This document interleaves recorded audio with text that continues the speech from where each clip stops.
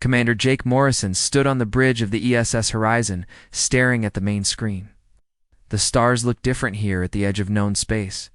They seemed brighter, more alive. For 6 months, his crew had been following strange energy. Signals deeper into unexplored territory.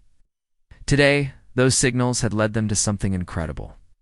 "Commander, we're getting a response to our transmission," said Communications Officer Betty Clark. Her voice carried excitement that she was trying to hide. "It's not human." Jake felt his heart skip a beat. First contact. The moment humanity had been dreaming about for centuries. He smoothed his uniform and walked to the center of the bridge. Round him, his crew worked at their stations with nervous energy. "Put it on screen," he ordered. The main display flickered and changed. Where empty space had been moments before now showed a massive alien vessel. It was beautiful in a way that human ships could never be. The hull curved and flowed like liquid metal, covered in patterns that seemed to shift and dance in the starlight. Lights pulsed along its surface in colors Jake had never seen before. "Coming transmission," Betty announced. The screen divided. On one side, the alien ship continued to drift gracefully through space. On the other side, a figure appeared that made several crew members gasp. The alien was tall and thin, maybe 8 feet in height. Its skin looked like clear glass, showing delicate structures beneath that might have been organs or bones. It had 4 eyes arranged in a diamond pattern on its face, and they glowed with soft blue light. When it moved, it seemed to float rather than walk. "Greetings, beings of the vessel Horizon," the alien said. Its voice was musical, like wind chimes in a gentle breeze. "I am High Mediator Zelthka of the Velthrin Collective. We have been monitoring your approach with great interest." Jake stepped forward. "I am Commander Jake Morrison of the Earth Space Service. Come in peace, seeking knowledge and friendship among the stars." The alien's four eyes seemed to brighten. "Peace. Yes, we sense this about your species. It's how wonderful to find another race that has moved beyond the primitive concepts of warfare and violence." Dr. Lisa Carter, the ship's specialist in alien life, moved closer to the screen. She had been studying theoretical alien biology for years, but seeing a real alien made her hands shake with excitement. "Your species has achieved faster than light travel. How long have you been exploring space?" "We have been among the stars for over 400 years, Zelthka replied. "In that time, we have had the joy of meeting 47 different intelligent species. All have joined our great alliance of peace and cooperation." 47 species? Jake asked. "That's remarkable. Are they all as peaceful as you?" "Of course," Zelthka said, and something in its tone suggested surprise at the question. "All mature civilizations eventually abandon warfare. It is the natural path of evolution. Violence is a tool of the young and frightened. Once a species grows wise, they put aside such crude methods." Lieutenant Commander Roy Hudson, the ship's security chief, frowned. He had been listening carefully to every word. Something about the alien's certainty bothered him, but he stayed quiet. This was a diplomatic moment, not a military one. "We would be honored to learn more about your alliance," Jake said. "What is required for a species to join?" Zelthka's form seemed to glow brighter. "Requirements are simple and logical. A species must demonstrate their maturity by abandoning all weapons of war. They must dissolve their military forces and submit to guidance from the collective. We help them transition to a peaceful existence among the stars." Dr. Carter tilted her head. "What happens to species that prefer to keep their defensive capabilities?" "Defensive capabilities?" Zelthka repeated the words as if they were foreign. Why would a peaceful species need such things? "In our galaxy, there are no threats. We have eliminated all sources of conflict." "Eliminated?" Jake asked. "Through wisdom and patience," Zelthka said quickly. "Show aggressive species the error of their ways. Eventually, they all see reason. Violence is never the answer." Bridge Officer Danny Peters was recording everything. As the ship's intelligence analyst, he noticed that Zelthka's explanation felt incomplete. The alien spoke of eliminating threats and showing species the error of their ways, but never explained exactly how this was done. "We would be very interested in meeting with your alliance," Jake said.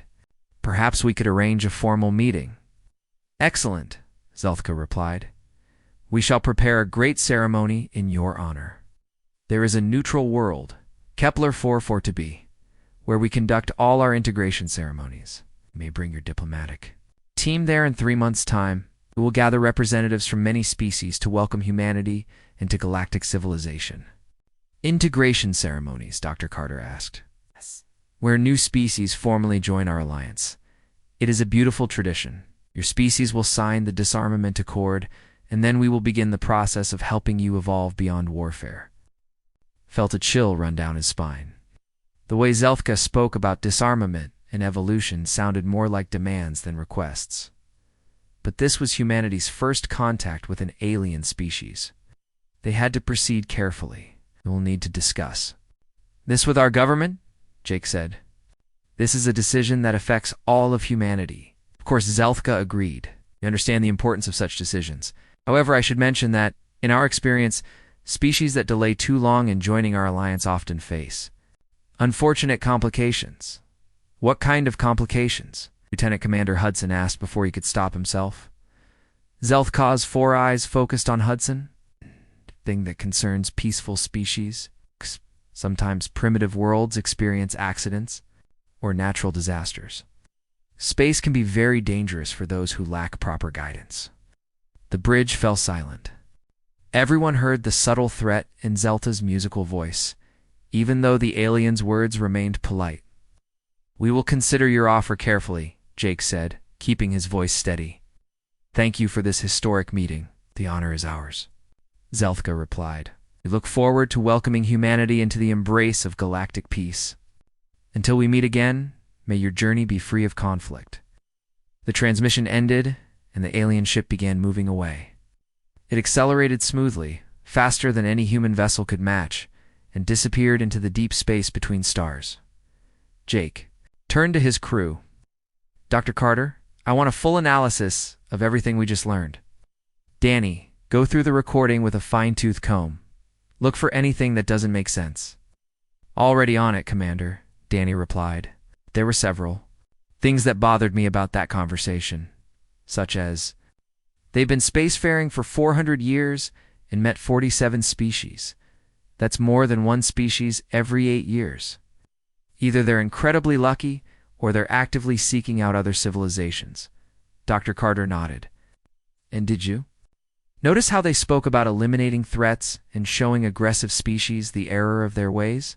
They never explained their methods. The integration ceremonies concern me too, Hudson added. They seem very confident that we'll sign their disarmament agreement. Like they've done this before, many times. Jake looked at the empty space where the alien ship had been set course for Earth. We need to report this to headquarters immediately. Something tells me we're going to need all the help we can get. As the horizon turned toward home, none of them noticed the small probe that had detached from the alien vessel. It followed them at a safe distance, silently recording everything about human technology and capabilities. The Velthrin Collective had learned long ago that knowledge was the key to successful integration campaigns. The probe would watch and wait, gathering information until the ceremony on Kepler 44 to be. By then, the collective would know exactly how to handle these new humans, just as they had handled all the others before them. President Helen Rodriguez sat at the head of the polished table in the White House Situation Room. The emergency session of the United Earth Council had been called just 12 hours after the Horizon returned to Earth. Around the table sat the most powerful people in human government, their faces showing mixtures of excitement and concern. Ladies and gentlemen, President Rodriguez began, we are here to discuss the most important decision in human history. Commander Morrison's report has been distributed to all of you. The question before us is simple. Do we accept the Velthrin offer to join their galactic alliance? Secretary of State Paul Bennett leaned forward eagerly. Madam President, this is exactly what humanity's been waiting for. Advanced technology, medical breakthroughs, access to hundreds of worlds. We would be foolish to reject such an opportunity. Admiral Frank Collins shook his head. With respect, Mr. Secretary, I've read the report carefully. These aliens are demanding that we completely disarm. They want us to destroy our military and submit to their oversight. That's not an alliance, that's surrender. You're being paranoid, Admiral, Bennett replied. They're offering us a peaceful path to the stars. Wars are primitive. If we want to join galactic civilization, we need to evolve beyond violence. Dr. Lisa Carter, who had been invited to the meeting as the only human to speak directly with the aliens, raised her hand. I'd like to add something. During our conversation with High Mediator Zelthka, there were several things that didn't feel right. The way they spoke about eliminating threats and showing aggressive species the error of their ways was vague and troubling. Intelligence Director Maria Santos opened her tablet. I've been analyzing the communication patterns and technology displays from the encounter. There are inconsistencies in their story. They claim to be purely peaceful, but their ship showed clear signs of advanced weapons systems. Defensive systems, Bennett argued. Any spacefaring civilization would need protection against asteroids and space debris. These weren't defensive systems, Maria replied firmly. The energy signatures match offensive weapons designed for ship-to-ship combat. Why would a peaceful species need such firepower? President Rodriguez listened carefully to the debate. The civilian leadership was clearly excited about the technological opportunities, while the military advisors expressed deep concerns about the security implications, 3,000 light-years away. On the frontier mining colony of New Texas, Danny Clark was having the worst day of his life. The asteroid field he'd been working for 6 months had yielded nothing but worthless rock. His mining equipment was breaking down, and his supervisor was threatening to dock his pay. But as his mining laser cut into asteroid NT-7742, something strange happened. The rock split open to reveal a hollow interior filled with twisted metal and strange materials. Danny had found debris from a destroyed spacecraft. He called his partner, Pete Wilson, over to examine the find. Hey, Pete, look at this. What do you think happened here? Pete studied the wreckage through his helmet's display. This looks like battle damage. See those scorch marks? Those are from energy weapons, high-powered ones. But whose ship was it? Danny asked. The metal composition doesn't match any human alloys. They collected samples and sent them to Colonial Administrator Kate Murphy at the New Texas settlement. Kate had been managing frontier colonies for 15 years and had seen all kinds of strange discoveries. But this was different. The analysis results came back 3 days later. The metal contained elements that didn't exist in Earth's periodic table. The energy weapon signatures were completely unknown to human science. Someone had fought a battle in this asteroid field. It hadn't been humans. Kate immediately sent a report to Earth through the fastest communication channels available. The message would take weeks to reach the home planet, but she marked it as urgent. Something was wrong in the outer colonies, and Earth needed to know. Back on Earth, the diplomatic preparations continued. Ambassador Charles Green had been selected to lead the human delegation to Kepler-4 for to be. He was a career diplomat with experience in the most difficult negotiations humanity had ever faced. But nothing had prepared him for dealing with aliens who demanded total disarmament. The key is to appear cooperative while maintaining our options, Green explained to his team. We'll attend their ceremony, but we won't sign anything without understanding the full implications. Cultural anthropologist Dr. Amy Foster had been assigned to study the Veltheran social structures. She spent her days analyzing every word from the first contact transmission, looking for clues about alien society and motivations. Their language patterns suggest a highly hierarchical culture, she reported to Green. The way High Mediator Zelthka spoke about integration ceremonies and species evolution indicates they see themselves as superior to other races. That's concerning, Green replied. Superior species rarely treat inferior ones as equals. Captain Roy Hudson was assigned to lead the security detail for the diplomatic mission. Despite Veltheran requests that no military personnel attend the ceremony, President Rodriguez had insisted on protection for the human delegation. We're taking minimal security, Hudson explained to his team, just enough to handle basic emergencies. The aliens have requested a peaceful meeting, and we need to respect that while staying alert. His team consisted of 12 of the best soldiers in the Earth Space Service. They would carry light weapons and present themselves as ceremonial guards rather than combat troops. Hudson didn't like the restriction, but he understood the political necessities. The ESS Diplomat launched from Earth orbit on a cold Tuesday morning. The ship was humanity's finest diplomatic vessel, equipped with the best communication systems and most comfortable accommodations available. Ambassador Green wanted to make a good impression on the galactic community. As they traveled toward Kepler-4 for 2b, Dr. Foster continued her analysis of alien communications. She had requested access to all available data about the Velthran Collective, including astronomical observations of their territory. What she found was disturbing. Several star systems in Velthran space showed signs of recent industrial activity, but no current energy signatures. It was as if entire civilizations had simply vanished after brief periods of development. "Ambassador," she said, during a private meeting in his quarters, "I think we need to be more careful about this ceremony. The evidence suggests that the Velthrans may not be as peaceful as they claim." Green looked tired. The weight of representing all humanity was wearing on him. What kind of evidence? Dead worlds. Systems that show signs of advanced civilizations that are now silent. There's something else.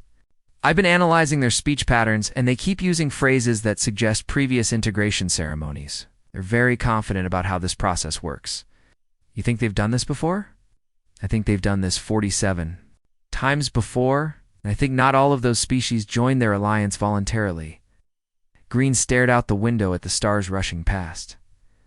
"We're committed to this course now. The ceremony is in 3 days, but I'll make sure we're ready for anything." On the bridge, Captain Hudson reviewed the tactical situation. The Diplomat wasn't a warship, but it had basic defensive capabilities. If something went wrong at the ceremony, they would need to escape quickly. "Sir," Communications Officer Lisa Park reported, "we're receiving multiple signals from the Kepler-4 4-B system. There are dozens of alien ships already in orbit around the planet." Hudson joined her at the communications console. The display showed a three-dimensional map of the system with red dots marking each alien vessel. There were far more ships than necessary for a simple ceremony. "That's a lot of witnesses for a diplomatic meeting," Hudson muttered. "A lot of enforcers." Park replied quietly. The Diplomat continued its approach to Kepler-4 for 2b, carrying humanity's hopes for peaceful integration into galactic civilization. But as they drew closer to the neutral world, the crew began to realize that peace might not be what the Velthrans had in mind. In the cargo bay, Dr. Foster made one final discovery that made her blood run cold. Hidden in the alien transmission data was a brief exchange between Velthran ships.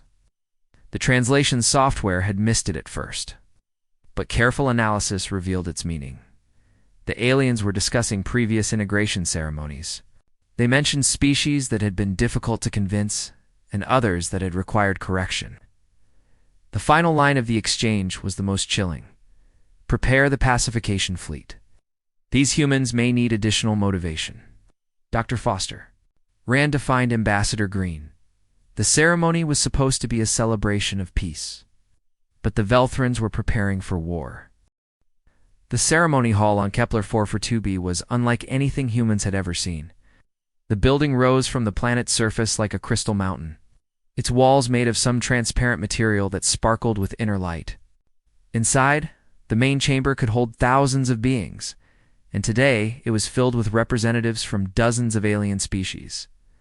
Ambassador Charles Green walked through the entrance, trying to hide his amazement. Beside him, Dr. Amy Foster took careful notes about everything she saw. The alien architecture was beautiful, but there was something cold about it. The building felt more like a prison than a celebration hall. "Welcome, humans, to this historic day." High Mediator Zelthka glided forward to greet them. The alien's 4 eyes glowed brighter than during their first meeting, and its translucent skin seemed to pulse with excitement. "Today, your species joins the eternal peace of the Galactic Harmony Alliance." Green nodded politely. "We're honored to be here. Though I should mention that we haven't made any final decisions about the disarmament requirements." Zelthka's expression didn't change, but something cold flickered in its eyes. "Of course, all species have concerns at first, But once you see the wisdom of our ways, you will understand. Come, let me show you the other members of our alliance." They moved through the hall, meeting representatives from various alien species. There was the Korthok delegation, tall reptilian beings with scales that changed color as they moved. Oh. The Alani were small, furry creatures with large eyes and gentle voices. The Drakmor looked like living crystals, their bodies reflecting light, in beautiful patterns. But as Dr. Foster observed these interactions, she noticed something disturbing. All the aliens spoke in similar patterns, using the same phrases about peace and evolution. Their movements seemed coordinated, almost rehearsed. It was as if they were all following the same script. "Excuse me," she said to one of the Korthok representatives. "How long has your species been part of the Alliance?" The reptilian being tilted its head. "We joined the Eternal Peace 200 years ago. Before that, we were primitive and violent. The collective showed us the error of our ways.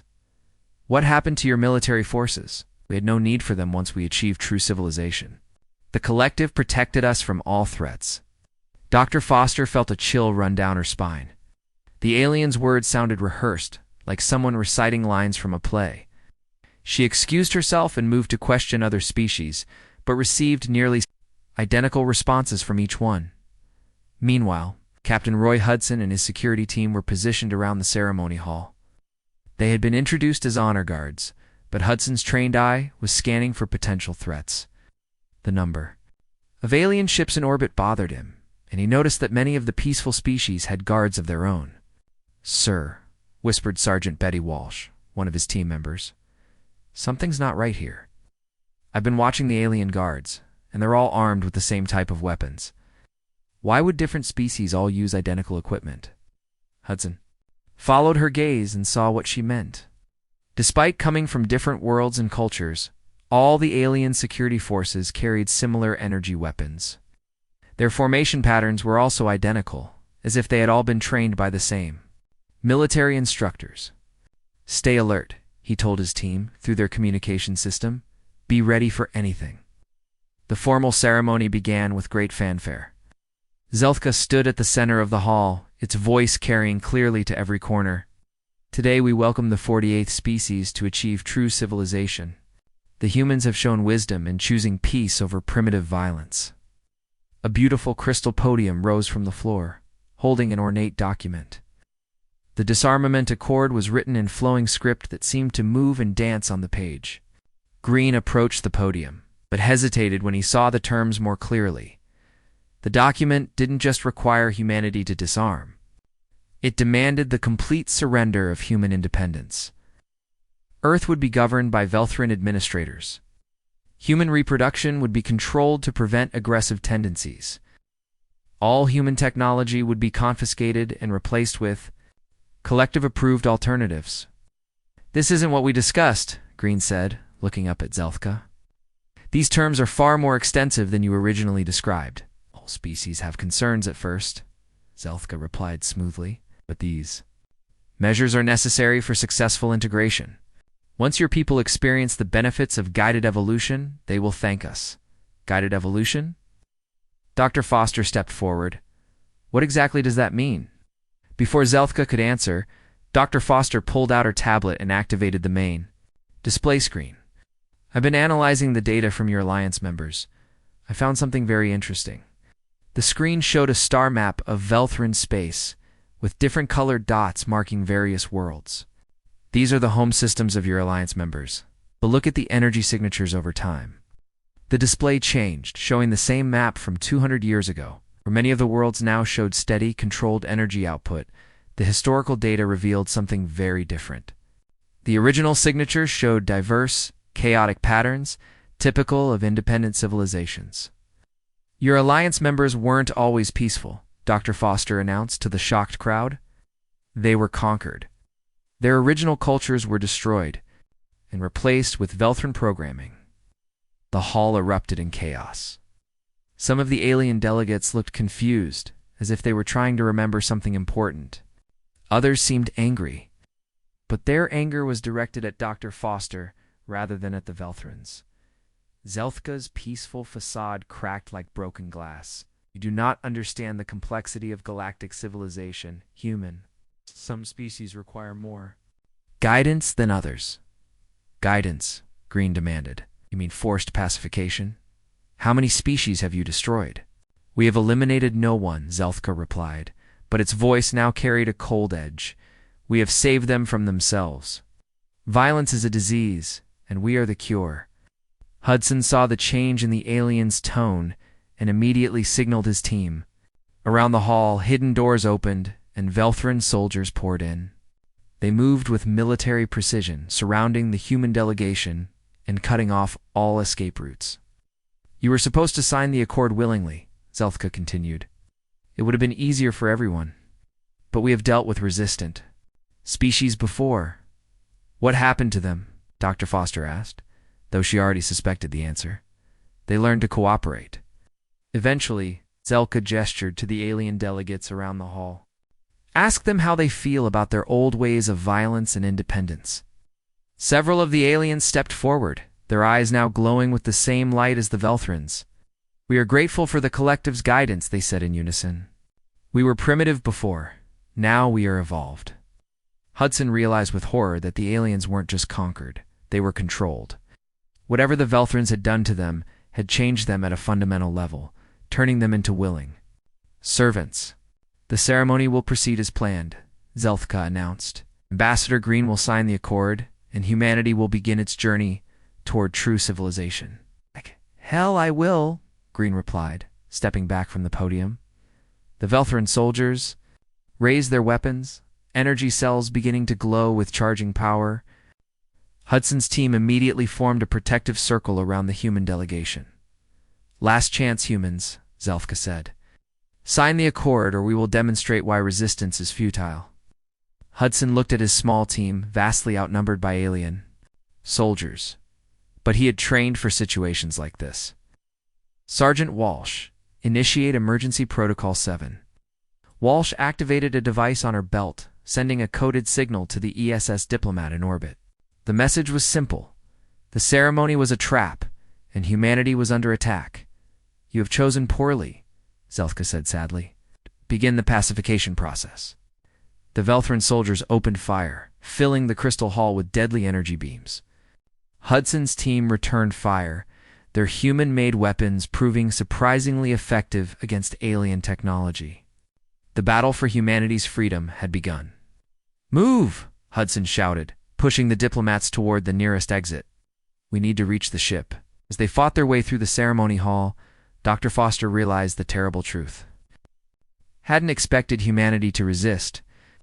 For centuries, they had been conquering species that had already given up violence. But humans were different. They'd never stopped being warriors. The galaxy was about to learn what happened when someone picked a fight with Deathworlders. The emergency signal from the ESS diplomat reached Earth in the middle of the night. President Helen Rodriguez was pulled from her sleep by urgent calls from the Defense Department. Within an hour, she was in the White House Situation Room, staring at the most terrifying message in human history. The ceremony was a trap, she read from the transmission. Alien mind control confirmed. Human delegation under attack. Prepare for war. Admiral Frank Collins stood at the head of the room, his face grim. Madam President, we need to assume the worst.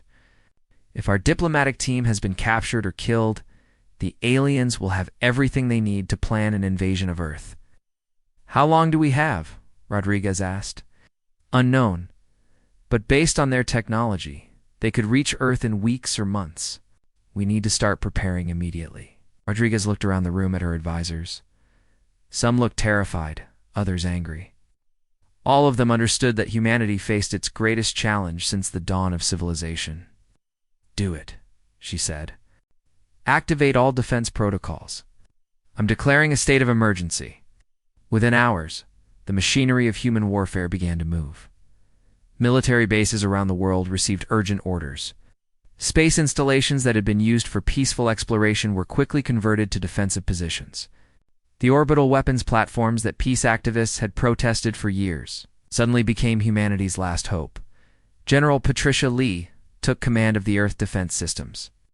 She had spent her career preparing for conflicts between human nations, never imagining she would be defending the planet from aliens. But the principles of warfare remained the same, regardless of the enemy. "We need to assume they have superior technology," she told her staff. "But they've been fighting pacified species for centuries. Won't be prepared for real resistance."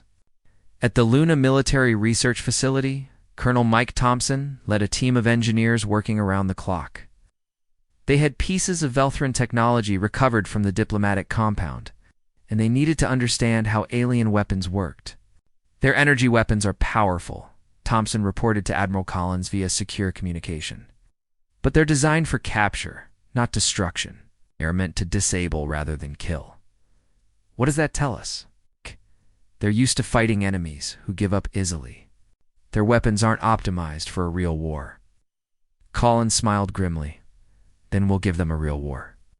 Meanwhile, in the asteroid belt, engineer Sally Brooks was leading the most important project in human history.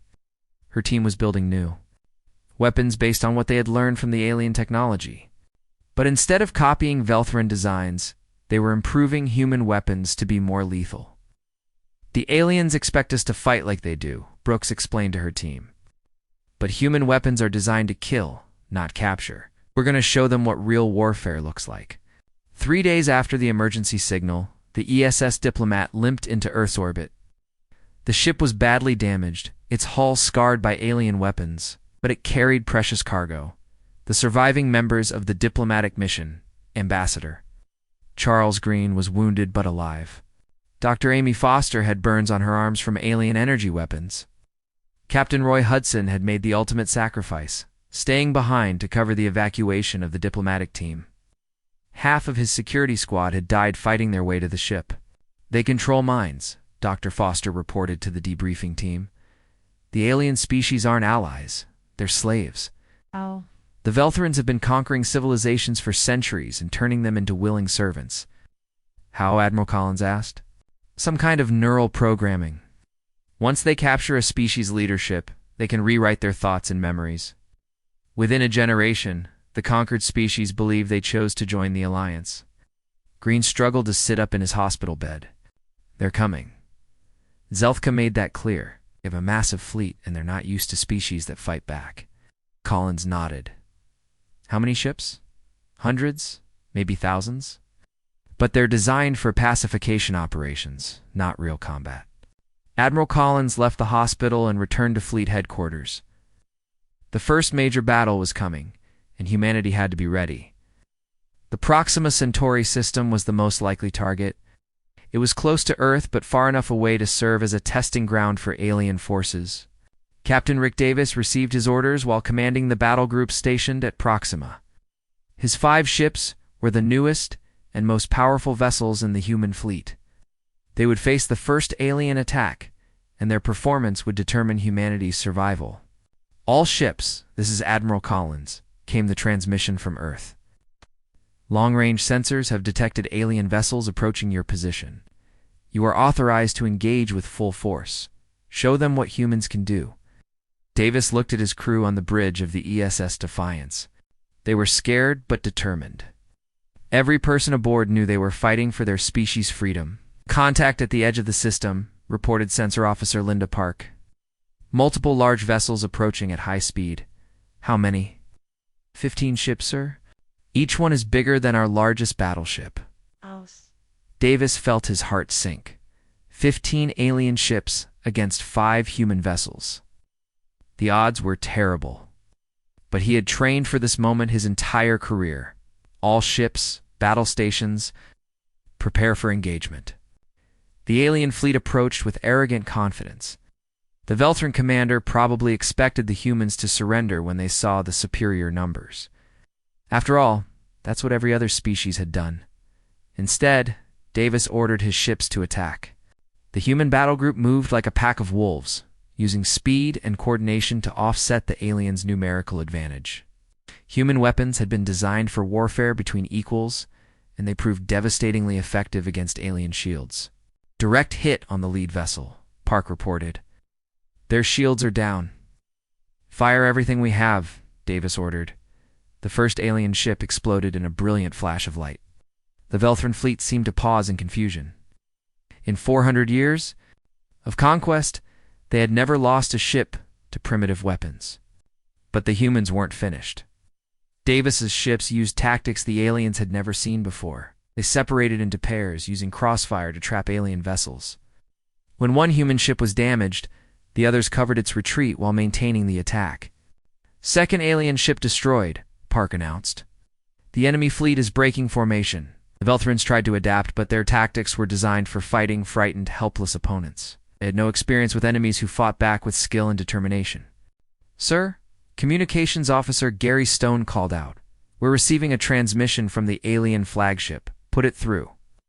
The main screen showed a Velthran commander, its 4 eyes blazing with anger and confusion. "Cease your attacks immediately. Your resistance is futile. Submit to pacification, and your deaths will be quick." Davis laughed. "This is Captain Rick Davis of the Earth Space Service. Here's our response to your pacification." He ordered all remaining ships to focus fire on the alien flagship. The massive vessel's shields collapsed under the concentrated assault, and its hull began to buckle. "Impossible," the alien commander whispered as its ship died around it. "You are primitives. You cannot defeat us." "Watch and learn," Davis replied as the alien flagship exploded. The surviving Velthran ships fled the system, leaving behind the wreckage of their fallen comrades. The first battle was over, and humanity had won, but Davis knew this was just the beginning. The aliens would return with larger fleets and better tactics. The real war was just starting. On Earth, news of the victory spread quickly. People celebrated in the streets, but military leaders remained cautious. They had proven that alien ships could be destroyed, but the Velthrans controlled hundreds of worlds and thousands of vessels. "We've shown them we can fight," Admiral Collins told President Rodriguez. "Now we need to show them we can win." Dr. Foster, still recovering from her injuries, was already working on the next phase of humanity's defense. "They'll try to turn us against each other," she warned. "Mind control is their primary weapon. We need to be prepared for psychological warfare." The galaxy had spent centuries under Velthran rule, believing that peace was the highest achievement of civilization. But humanity was about to teach them a different lesson. Sometimes the only way to achieve real peace was to be willing to fight for it.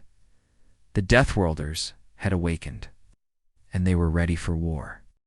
The war had been going on for 6 months, and the galaxy was learning to fear humanity. What started as the Velthran Collective's routine pacification campaign had become a nightmare that spread across dozens of star systems. Human forces struck without warning, fought with terrifying intensity, and refused to surrender even when facing impossible odds. Dr. Lisa Carter stood in the war room aboard the ESS Victory, humanity's newest and most powerful battleship. She was no longer just a xenobiologist studying alien life. Now she was a military advisor, helping human commanders understand their enemies and exploit their weaknesses. "The Deathworld Doctrine is working," she reported to Admiral Frank Collins via holographic communication. "Every prediction we made about human advantages in warfare has proven correct." Collins nodded from his command center on Earth. "Explain it to me again. I want to make sure every captain in the fleet understands why we're winning." Carter activated the main display, showing comparative data between humans and other galactic species. "Earth is what we call a death world. Our planet is more dangerous than most inhabited worlds in the galaxy. Higher gravity, violent weather, predators that hunt in packs, diseases that kill quickly. Every day on Earth was a fight for survival." The display showed images of Earth's harsh environments, hurricanes, earthquakes, volcanoes, and the countless predators that had shaped human evolution. Other species evolved on peaceful worlds.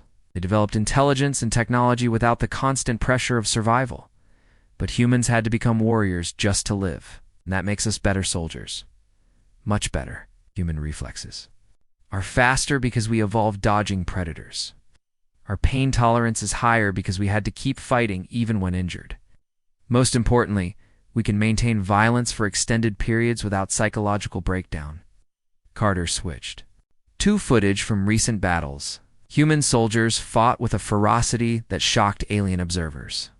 They used tactics that other species found incomprehensible, sacrificing themselves for strategic advantage, fighting when wounded, and showing no mercy to enemies who threatened their comrades. The Velthrons have been conquering pacified species.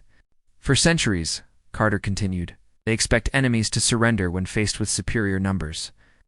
But humans don't surrender. We fight harder when we're losing. On the world of Kepler 438b, Commander Lucy Wright was proving Carter's point.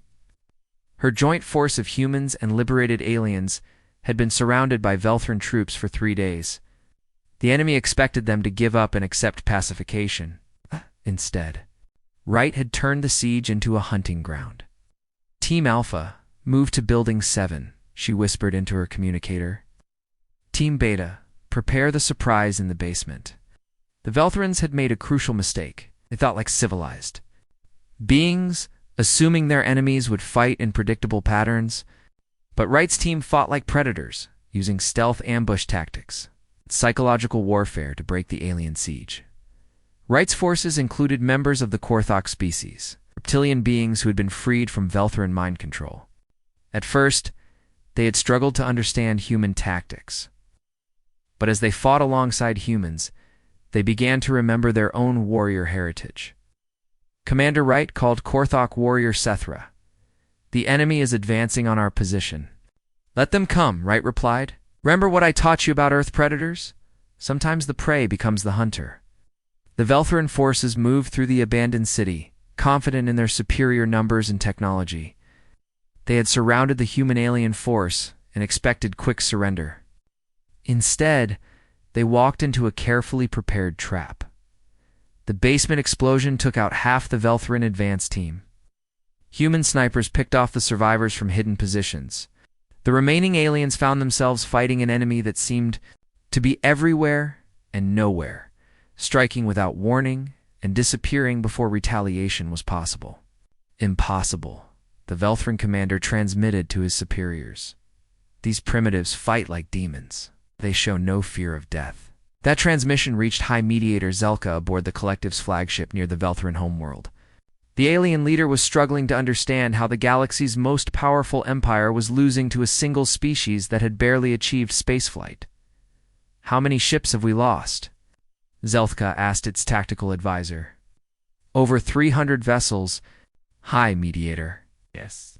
The humans refused to fight according to civilized rules. They use suicide attacks, target civilian installations, and show no mercy to captured personnel. Zelka's 4 eyes dimmed with confusion and fear. Contact the other Alliance members. Demand they send reinforcements. Many of the subject species are experiencing difficulties. High Mediator. The humans have been supplying weapons to resistance movements. Several worlds have declared independence. This was Zelka's worst nightmare. The Collective's power depended on the willing cooperation of conquered species. If those species remembered their original cultures and began to resist, the entire empire would collapse. Back on Earth, President Helen Rodriguez was making the most important decision of her presidency. The human fleet had proven it could defeat Velthron forces in battle. Now they faced a choice: pursue total victory or negotiate a peace settlement. We could destroy their entire empire, Admiral Collins argued during the emergency cabinet meeting. Their military is designed for pacification, not real warfare. We could liberate every species they've enslaved, but at what cost? Asked Dr. Amy Foster, who had become the government's leading expert on Velthron psychology. If we become conquerors ourselves, how are we different from them? Rodriguez looked at the reports from across the galaxy. Human forces were winning everywhere, but the victories came with a terrible price. Human soldiers were becoming harder, more ruthless, more willing to use extreme measures. War was changing humanity just as much as it was changing the galaxy. There's another option, Foster continued. We've proven that we can defeat them. Now we can offer them a choice: genuine peace or total war. The final battle took place in the Velthron home system. President Rodriguez personally led the negotiating team aboard a massive human fleet. But this wasn't a diplomatic mission like the one that had started the war.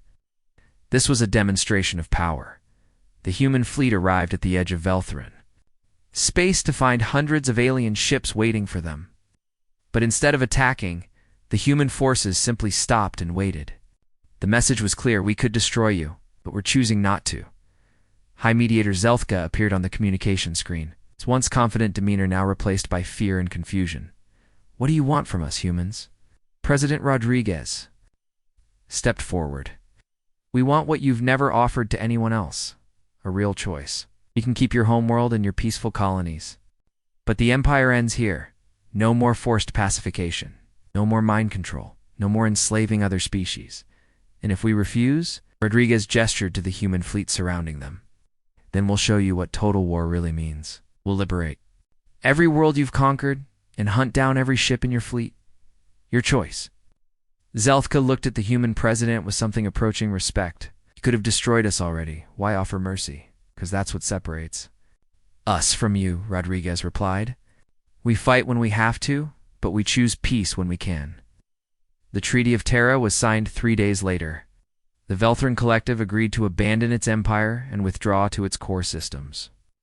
The enslaved species were freed from mind control, and given the choice to govern themselves or accept human protection, Admiral Collins established the first human protectorate base on New Geneva, a former Velthran colony world. The base wasn't there to conquer or control, but to protect smaller species from future threats. The galaxy is learning a new lesson, Collins told his staff, as they watched ships from dozens of species arriving at the base. Peace isn't the absence of violence.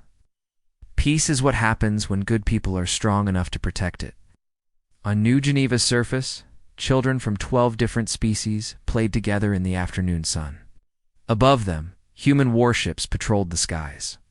The age of forced pacification was over, replaced by something better: voluntary cooperation protected by strength.